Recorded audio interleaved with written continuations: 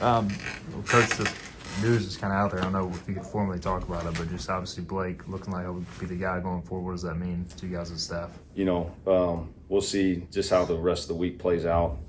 But couldn't be more excited for Blake. Like I said, when this whole thing started, he had earned the right to do it, and hopefully this thing plays out the way we want it to, and that could be the case. Going back to North Texas, we didn't ask you about it last week, but a place you had coached. What was that experience like, and getting a win back in Texas? It was. It wasn't weird because I've been back so much recruiting wise when I was at my other places. But it was weird when we drove into the stadium. Just spent 3 years there. Had a ton of great memories in that stadium. We won some big time ball games in there. But being on the other sideline was a little bit weird. But obviously when that thing got kicked off, it was great. I had a ton of family there. It's about 5 hours from my hometown, so ton of family. But just the way the game played out, it couldn't have been any better. Coach, just to see, I know you had your tweet there, and some of the players obviously tweeting their support for Coach Harrell and the way they've come out and shown positivity about it. I mean, what has that been like for you to see this group kind of come together the way they have? I just hope people realize how impressive it is what our players have done over the last month or so, especially in today's college football climate. You got guys opting out, you got guys quitting at the drop of a hat. They get benched. And, a month ago, basically the guys got told like, hey, we're moving on to next season. And for them to respond the way they did, I just hope people take advantage and realize how special that really is for them to do what they've done the last 4 weeks. And it ain't, obviously Coach Harrell and this coaching staff, they're a big part of it, but it really rests on these players and what they've done and what they've accomplished the last 4 weeks. When Rajay got into the end zone before the half, could you feel the momentum shift to you guys' side? Yeah, it was it was a frustrating first half because I felt like we moved the ball fairly decent.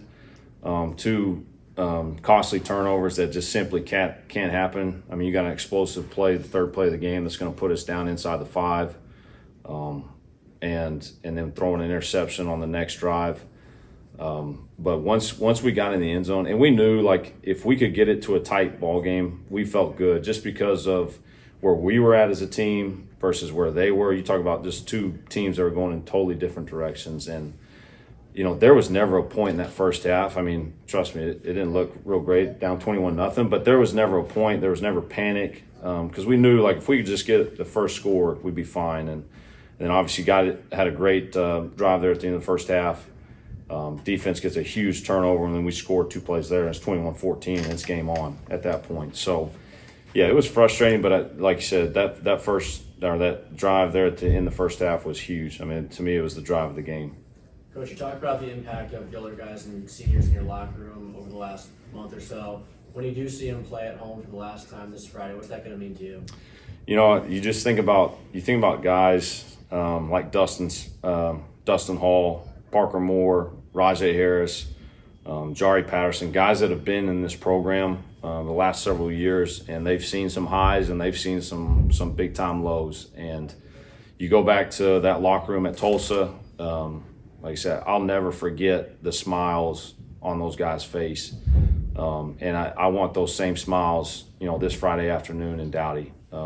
They've earned it. Like they have earned to have the right to have success. They've done everything we've asked them to do the last 10 months, and we got to work our tail off to make sure we go do that.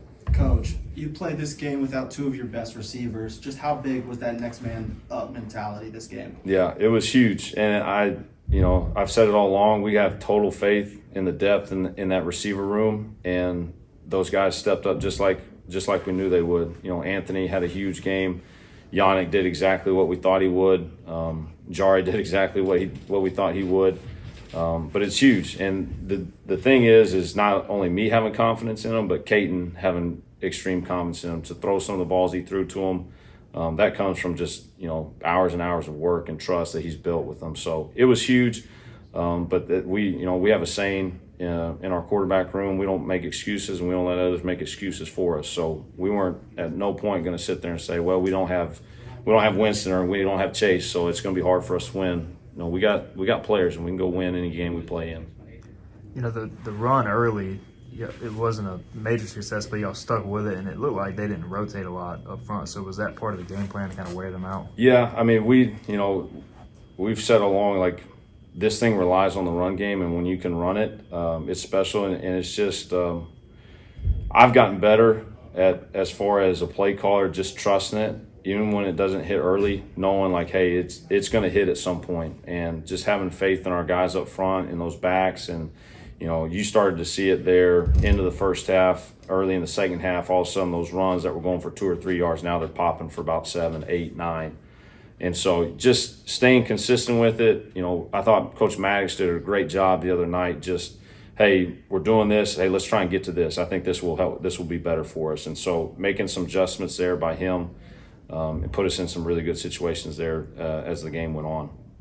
Did McCrimmon get any love on the sidelines after pulling Rajay out of the pile? Yeah, that's what I thought. Rajay got it, and Rajay deserves a ton of respect, but McCrimmon did a great job getting in there. And it all goes back to just what we've preached the last 4 weeks of just effort and energy. And we want to play harder than anybody we play. And that play right there, probably the play of the game, just swung the momentum. And it was, for us, there was a lot of guys in green jerseys standing around, and there's a lot of guys in white and gold that were running to the football, pushing the pile and pulling him out of there. And like I said, it swung the football game. Navy's known as having one of the more complex defenses. So what do you see on film from them? They're that. Yeah. They are that. They're aggressive. They're going to come at you. They're going to give you a lot of different things. And so, we got to just do a great job of being, one, prepared, but also making sure we're not trying to do too much. Making sure that we're sticking to our guns and doing what we do really well, finding different ways to do it, because they're going to throw a lot at you. And if you're trying to do different things, new things, and versus a defense like this, it can give you fits. So, the nice thing for us, it is very similar to Blake and those guys. It's a little different in some ways. But we're gonna have to be ready to go play. They've had an extra week or so to prepare for us. But like I said a second ago, that's no excuse. And when that thing kicks off on Saturday or Friday, nobody's gonna be sitting there. Well, they had an extra week. It don't matter at that point. We gotta be ready to go play. 4th straight game with 500+ yards for you guys. When you look at kind of the body of work and the way that your side of the ball is just continue to get better all year, what goes through your mind as to how they've been able to do that? Really, for me, it's just confirmation. Just having belief in the system, but also it's confirmation for us that, throughout the highs and lows of the season, we stayed and we had a consistent message, and we were never going to tear off that message because of, like I said, just the belief in the system and knowing that we were right there all along. Just needed a few things to start going our way, and they have, and we've been able to reap the benefits of it. But I'm just proud of our guys, because not only did we preach that consistent message, they continue to believe in it. And just like anything else, they could have at any point turned it in and said this ain't working or this or that, but they stayed true to it. And like I said, they're starting to see what we've been saying all along this could be. To that point, when you think about these seniors and leaders you've had like Rajay, what will it mean to honor them? You guys are really trying to make it about them. Like what will that mean on Friday? Yeah, it's we talk a lot about in the offensive unit about writing our story. Like, what legacy do we want to leave in 2024?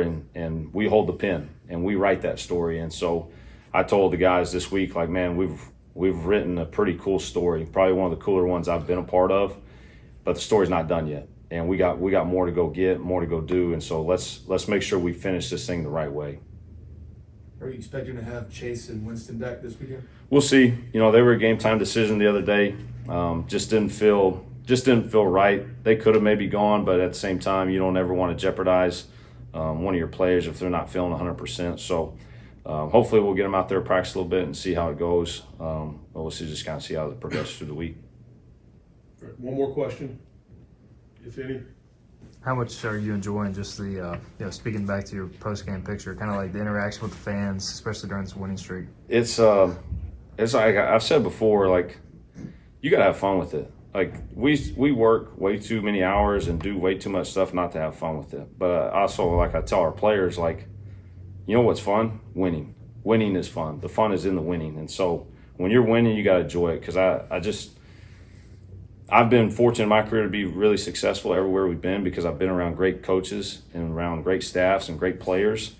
But winning is hard. It doesn't matter where you're at. And you see it every week across the country. Half the teams in the country lose every week. And so when you win, man, you got to freaking enjoy it. And so just trying to enjoy it and have fun and have our players enjoy it as well.